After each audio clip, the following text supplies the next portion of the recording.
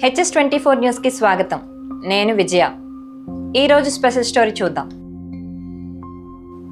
ఆకాశాన్ని తాకే విగ్రహం కాదు ఇది, భక్తిలో ఆకాశాన్ని తాకే ఆంజనేయుని రూపం.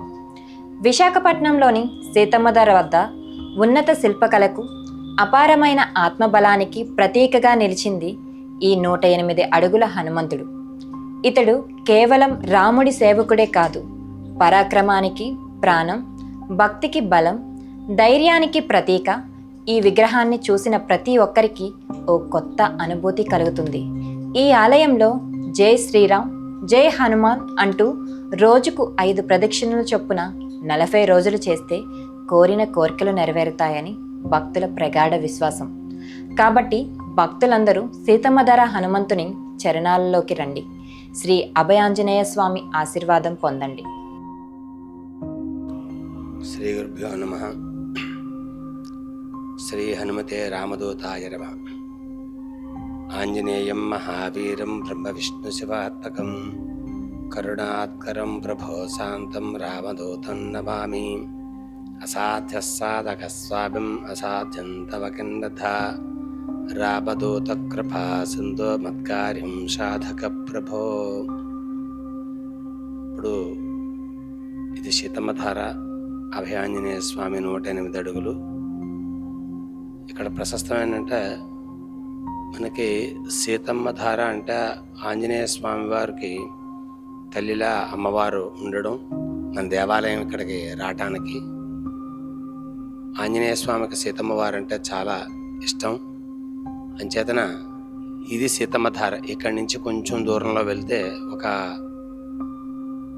పావు కిలోమీటర్ దూరం వెళ్తే మీకు ధార అమ్మవారిది ఉంటుంది. అందుచేతన అయ్యి ఉండొచ్చును. అక్కడ చిన్న దేవాలయం ఉన్నది హనుమంతుడిది.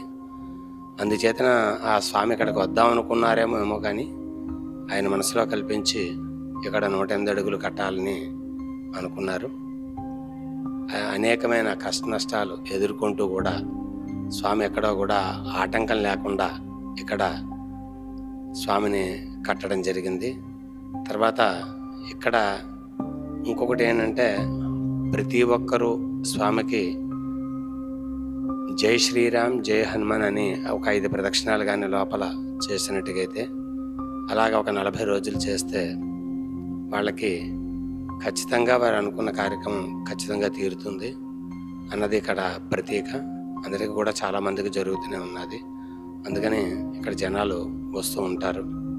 తర్వాత ఏంటంటే ఇంకొకటి, ఇది సీతమ్మధారకి తలమానికం, విశాఖపట్నానికే తలమానికం. కారణం ఏంటంటే, ఈ కొండ మీదకి వచ్చి స్వామిని చూస్తూ ఉంటే మీకు ఆంజనేయ స్వామిని, విశాఖపట్నాన్నే నా చేతిలో ఉన్నది, మీకు ఎప్పుడూ కూడా భయం లేదు అన్నట్టుగా, అభయం ఇస్తున్నట్టుగా స్వామివారు ఉంటారు. ఇంత మంచిగా స్వామిని తయారు అంటే ఆయన కట్టడానికి కానీ దేనికి కానీ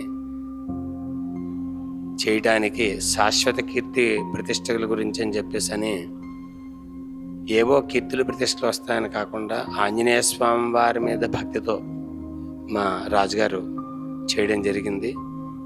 ఇలాంటివి ధార్మిక కార్యక్రమాలు అనేకమైన ఆయన చేస్తూ మాలాంటి వాళ్ళందరినీ కూడా ఉద్ధరిస్తూ ఉంటారు. కాబట్టి ఆయనకి భగవంతుడు ఆయురారోగ్యాలతో పాటు హనుమత్ కటాక్షం పూర్తిగా ఉండాలని మేమే కాకుండా భక్తి జనాలు కూడా ఆశిస్తూ ఉంటారు. ఇంత చక్కగా ఉన్న స్వామివారి దగ్గరికి వచ్చి ఏ సమయాల్లో అంటే ఉదయం 11 గంటలని, ఉదయం 7:30 నుంచి 11 గంటల వరకు, అలాగే సాయంత్రం 5 నుంచి 7:30 వరకు కూడా స్వామి దేవాలయం తీసి ఉంటుంది. నిత్య పూజలు ఎప్పుడు కూడా జరుగుతూ ఉంటాయి. తర్వాత హనుమత్ జయంతికి, ప్రతి హనుమత్ జయంతికి, వార్షికోత్సవానికి స్వామివారికి ఇక్కడ ప్రసాదం, భోజన వితరణ ప్రసాదం ప్రతి సంవత్సరం కూడా 2 సార్లు భోజన వితరణ జరుగుతూ ఉంటుంది. ఒక 2000 వరకు కూడా, 2000 మంది వరకు కూడా జనాలు ఇక్కడ భోజనానికి 2000 నుంచి 3000 వరకు కూడా అవుతూ ఉంటారు. ఇక్కడ పూజలు అయితే ఎప్పుడు ఖచ్చితంగా జరగాలని ఆయన శాసించినట్టుగా. ఇది ఇవాల్టి స్పెషల్ స్టోరీ. మరిన్ని స్పెషల్ స్టోరీస్ కోసం keep watching HS24 news. Please like, share, subscribe our channel.